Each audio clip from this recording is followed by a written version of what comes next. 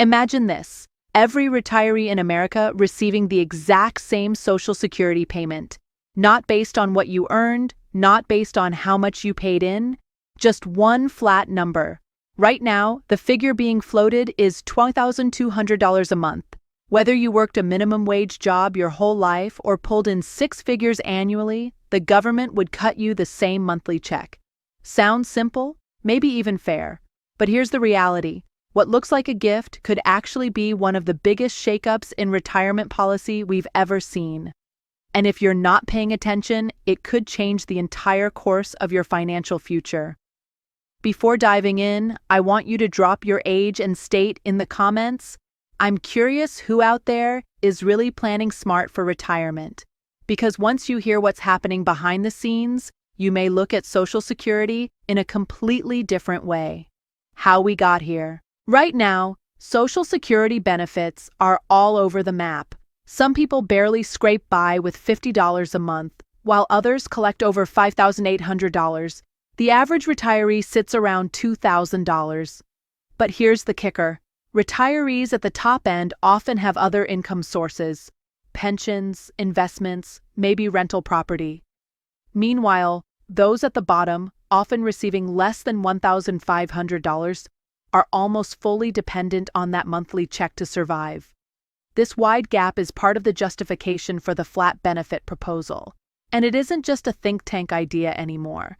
The Republican Study Committee, representing about 80% of House Republicans, has already included a move toward equal payments in their 2025 budget blueprint.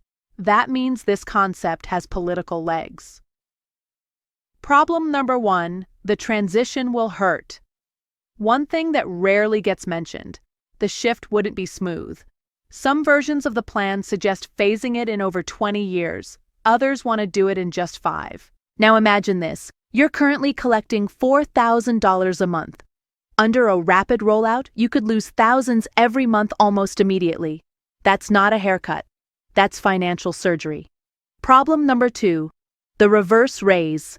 The second trap is how they plan to shrink benefits for those above average. Proposals show that anyone collecting over $2,800, $3,000 per month would gradually be pushed down toward the $2,200 target. Problem number 3, Medicare makes it worse. Even if you're okay with a gradual drop, Medicare complicates the picture. Today, your Part B premium increases are usually offset by COLA raises in Social Security. But if you're in the reduction category, you'd get a double whammy: shrinking Social Security checks while Medicare keeps climbing. I've run numbers on scenarios like this. Retirees could see their disposable income fall by $800 to $1,200 per month within a decade. Problem number 4, future retirees get hit hardest. The Congressional Budget Office, CBO, ran scenarios.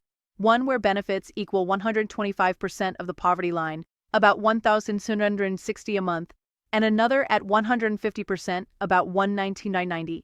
Notice something? Both are below that advertised $2,200 number. That tells me the real endgame is a lower benefit than what's being promised today. This is where the bait and switch risk comes in. Politicians dangle $2,200 in front of us now, but later lock in something closer to $1,600, $1,700. Problem number 5, the savings don't add up. We're told this is about fixing Social Security's finances, since the trust fund is projected to run dry by 2033. But if they're equalizing benefits by cutting the top and boosting the bottom, where's the savings? Mathematically, the only way this balances is if the final flat check ends up much lower than $2,200. Otherwise, costs could actually rise. Problem number 6, work incentives disappear. Right now, the Social Security formula encourages people to work longer and earn more. Higher lifetime earnings mean bigger benefits later. Flattening payments destroys that incentive. If everyone's headed for the same $2,200 regardless, why push for raises, work extra years, or contribute more in payroll taxes? That could crush both productivity and government revenue. Problem number 7, a gender penalty. Women could be disproportionately affected. Because women often spend years out of the workforce for caregiving, they already benefit from Social Security's progressive formula, which tilts slightly in favor of lower lifetime earners. Flattening benefits means women who worked long, high-earning careers would subsidize others but get no added return. That's essentially a reverse gender penalty. Problem number 8, state-by-state inequity. Cost of living varies dramatically across America. $2,200 a month stretches in Mississippi, but barely covers rent in New York or California. Flattening benefits completely ignores these geographic differences. Problem number 9, turning Social Security into welfare. This, in my opinion, is the most dangerous part. For nearly a century, Social Security has been viewed as an earned benefit. You contribute payroll taxes your whole career, and in return, you receive a benefit proportional to what you paid. Flattening benefits severs that link. Once Social Security is no longer tied to your own contributions, it looks less like insurance and more like welfare. That makes it politically vulnerable. Anytime the government needs to tighten budgets, it becomes just another line item that can be cut.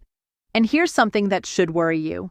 Some studies show a flat benefit could actually accelerate trust fund depletion rather than solve it. During the transition, the government would need to borrow trillions to cover costs. A stepping stone to privatization. Think tanks like the Cato Institute and the Heritage Foundation have been pushing ideas like this for decades. The strategy is simple: disconnect benefits from contributions, erode public support, and eventually privatize or eliminate Social Security altogether. Once people stop seeing Social Security as their money, the program becomes an easier target for cuts. Timeline of implementation. Most versions suggest phasing it in, but here's the kicker. Some plans would grandfather current retirees, applying the flat benefit only to those claiming after 2027. Others would start cutting by 2026, impacting anyone born after 1960. That means, if you're 58 or younger right now, the retirement system you've been counting on could look very different than what you planned. Lessons from other countries. Canada's old age security pension started as a universal flat payment, but over time it's been means-tested and cut back. The UK also shifted toward a flat system, and retirees there receive far less than Americans currently do.